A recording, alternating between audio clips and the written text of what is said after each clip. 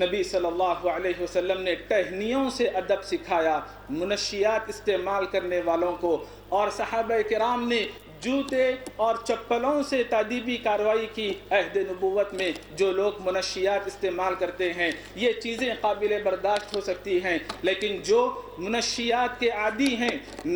اس کے بعد میں ایک ایسے نوجوان عالم دین کو آپ کے سامنے پیش کرنے جا رہا ہوں جو علم کا سمندر ہے، اور مجھے یقین ہے کہ وہ سمندر کو کوزہ میں بند کرنے کا ہنر رکھتے ہیں۔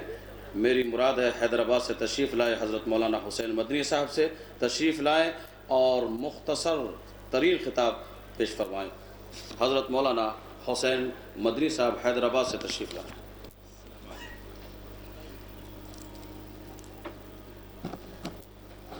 السلام علیکم ورحمۃ اللہ وبرکاتہ۔ بسم اللہ الرحمن الرحیم، الحمد للہ رب العالمین، وصلی اللہ وسلم وبارک علی نبینا محمد وعلی آلہ وصحبہ اجمعین ومن تبعہم بإحسان الی یوم الدین، اما بعد۔ شہ نشین پر رونق افروز علماء و زعماء اور عزیز رفقاء و شرکاء، سب سے پہلے اس ہمہ جہت کانفرنس کے انعقاد پر میں تمام جملہ ذمہ داران کو دلی تہنیت پیش کرتا ہوں اور دعا گو ہوں کہ اللہ تبارک و تعالی اس کام کو کامیابی سے ہمکنار کرے اور یہاں سے اٹھنے والی ہر آواز تاریخ ساز آواز شمار ہو۔ جیسا کہ ناظم اعلیٰ نے مجھے پابند بنایا کہ ساگر کو ساغر میں سماؤں، تقریر نہیں بلکہ اشاروں کی زبان میں گفتگو کروں۔ اولو الامر کی اطاعت کرنا بھی دین کا ایک حصہ ہے اور اخلاقی فریضہ ہے۔ اس اعتبار سے میں اپنی گفتگو کو سمیٹوں گا اور اشاروں کی زبان میں گفتگو کروں گا۔ سب سے پہلے ہمیں یہ بات ذہن نشین رکھنی چاہیے کہ اللہ تبارک و تعالیٰ کی ہم پر بے شمار نعمتیں ہیں۔ ان بے شمار انگنت نعمتوں میں ایک اہم نعمت اللہ کی جانب سے انسانیت کی تکریم ہے، عزت افزائی ہے۔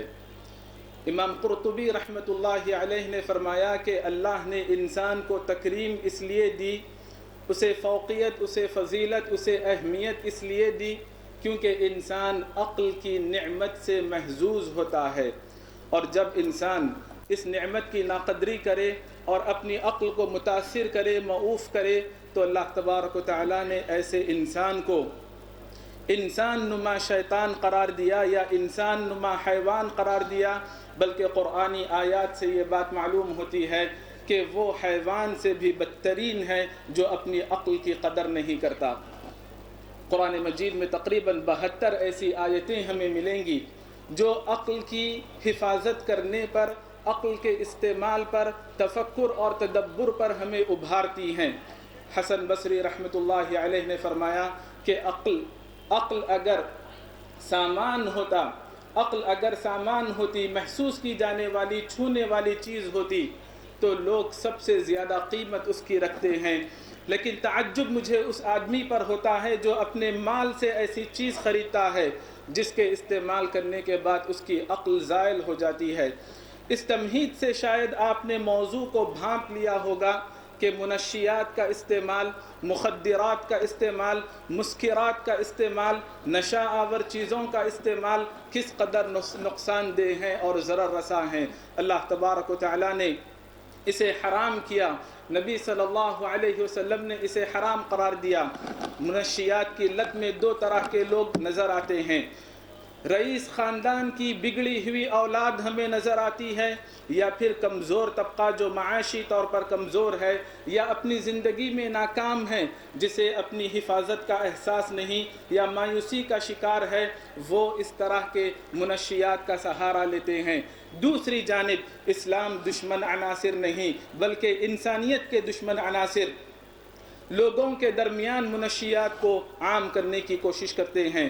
قرآن مجید کے مطالعے سے، احادیث کے مطالعے سے پتہ چلتا ہے کہ شراب ہی نہیں بلکہ ساری منشیات، نشہ آور چیزیں، چاہے وہ کسی بھی شکل میں ہوں، سیال ہو، لکوڈ ہو، سونگھی جانے والی ہو، کھائی جانے والی ہو، اس کا استعمال کسی بھی شکل میں ہو، اس کی مقدار کتنی بھی ہو، دین اسلام نے اسے حرام قرار دیا، جو انسان کی عقل کو مدہوش کر دے، اسے پرکیف بنانے لگے، اسے سرور بخشنے لگے، یہ ساری چیزیں اللہ تبارک و تعالیٰ نے حرام قرار دی ہے۔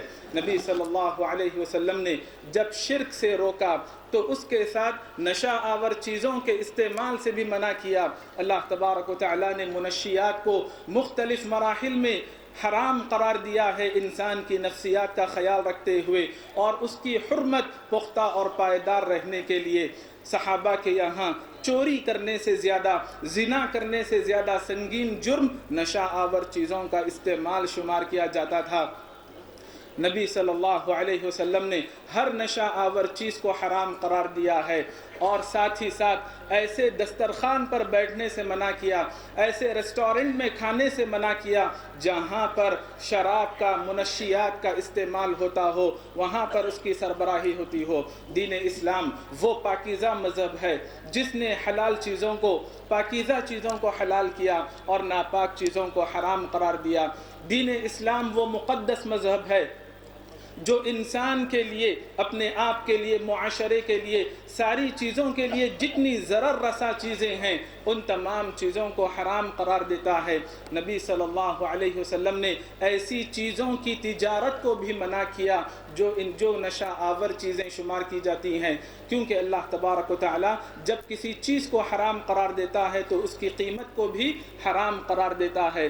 ایسی چیزیں استعمال کرنا منع ہے جو انسان کو ہلاکت میں ڈال دے، انسان کو اپنے قتل تک پہنچا دے۔ نبی صلی اللہ علیہ وسلم کے فرامین سے پتہ چلتا ہے کہ نشہ آور چیزیں مفتاح کل شر، ہر شر کی بنیادی وجہ ہے، کنجی ہے۔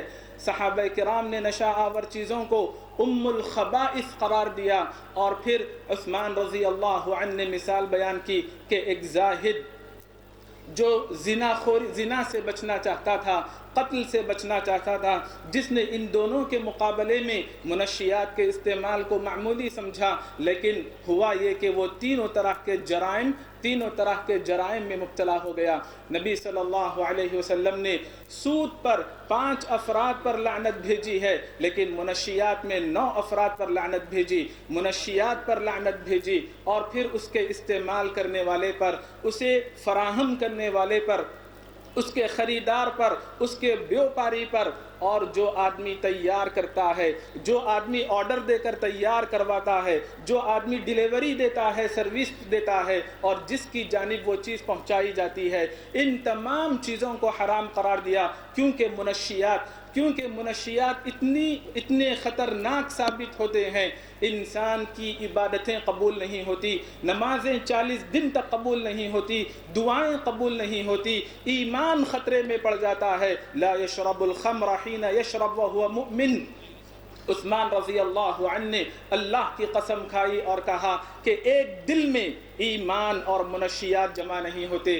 ابن ماجہ میں حسن درجے کی روایت ہے، ابو ہریرہ رضی اللہ عنہ سے مروی کہ عادی نشہ باز مدمن الخمر کعابد وثن، بت پرست کی طرح ہے۔ اس قدر نشہ آور چیزوں کے بارے میں دین اسلام کراہت پیدا کرتا ہے، اس کی مذمت بیان کرتا ہے، اس کی حرمت کے لیے اتنے سنگین الفاظ استعمال کیے۔